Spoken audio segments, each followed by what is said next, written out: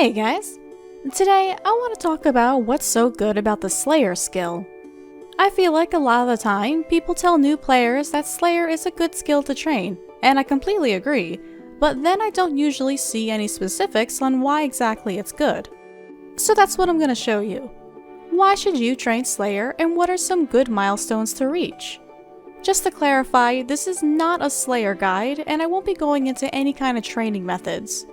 This is just me sharing what I feel are the most useful things you can do with Slayer so you can understand the skill a bit more and decide for yourself if you want to train it and what goals you want to work towards.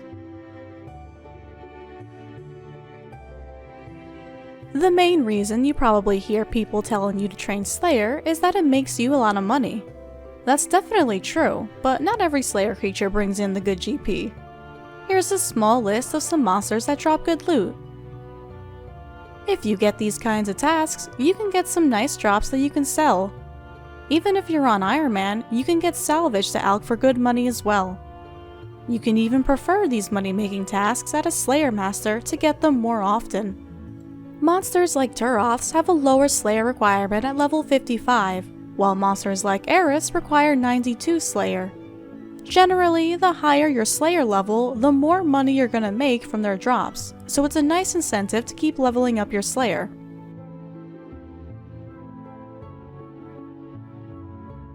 Money isn't the only reason to train Slayer though. As you may know, items you get from dungeoneering and other means, like the Bone Crusher, Charming Imp, Herbicide, Seedicide, and Gold Accumulator are all very useful tools to use. But as you can imagine, carrying all of that in your inventory can take up a lot of space. If you train Slayer and get Slayer points though, you can actually put these items on your tool belt. Now it'll save up space in your inventory, and you won't have to worry about forgetting to bring them, which happened to me a lot in the past.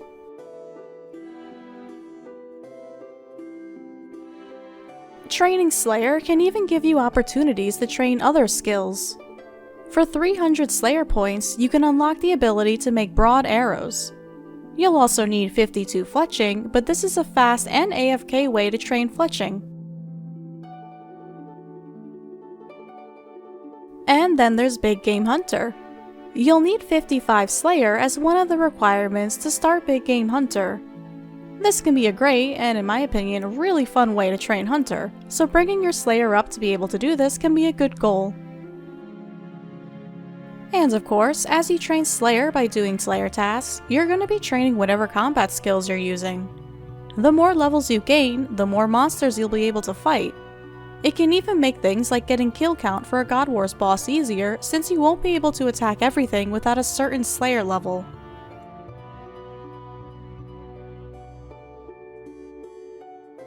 Like with broad arrowheads, you can also use 300 Slayer points to unlock the ability to craft Rings of Slaying.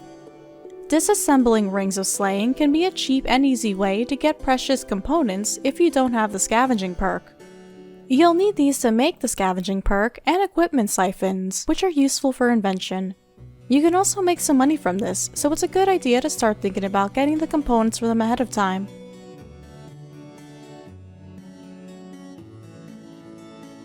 If you have 55 crafting, 35 Slayer, and completed the Smoking Kills quest, you can spend 400 Slayer points to learn how to make the Slayer helmet. There are several different versions with increasing effects, but if you give it any of the upgrades, wearing the helmet will give you a boost in damage and accuracy when fighting Slayer creatures. Now, wearing a Slayer helmet will not give you that boost against bosses just because you have it for a Reaper task. However, if you have a Slayer task for a creature that a boss falls into the category for, it will give you that boost for them. So as an example, if you get a Slayer task telling you to kill greater demons, you will get that Slayer helmet boost when fighting Krill because his classification is a greater demon. Also, if you were to get a cluster task that says you can kill dragons, that means it'll work for any boss that is a dragon. In Elite Dungeon 2, a Stellarn is a Celestial Dragon, Varric Lith is a Black Dragon, and the Blackstone Dragon is a Gemstone Dragon. Even though they're all different dragon types, they still all fall into the general dragon category. So getting a cluster task like that will make it so you can get that nice damage and accuracy boost against all of those bosses, not to mention the mobs throughout the dungeon. Some Slayer tasks are locked behind specific Slayer Masters though, so you would want to level up your Slayer to get to the ones that you want. Like how Lady Kia at 90 Slayer is the only one who gives cluster tasks. It's also worth noting that if you get a Slayer helmet stand on Anachronia, those effects still work when it's there.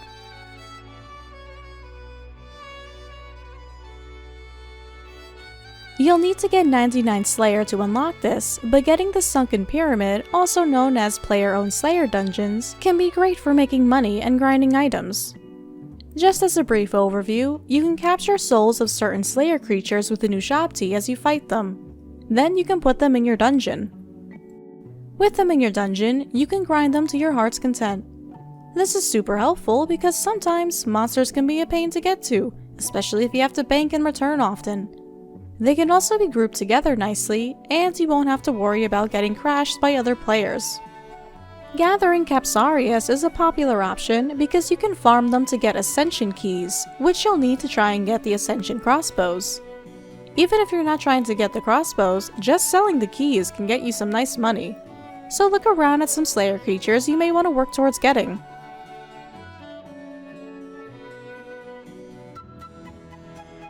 And the last good uses you can get out of Slayer are the cape perks.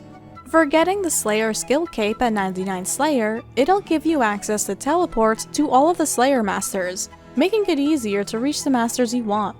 Even if you don't want to train Slayer anymore after 99, these teleports are great for travel.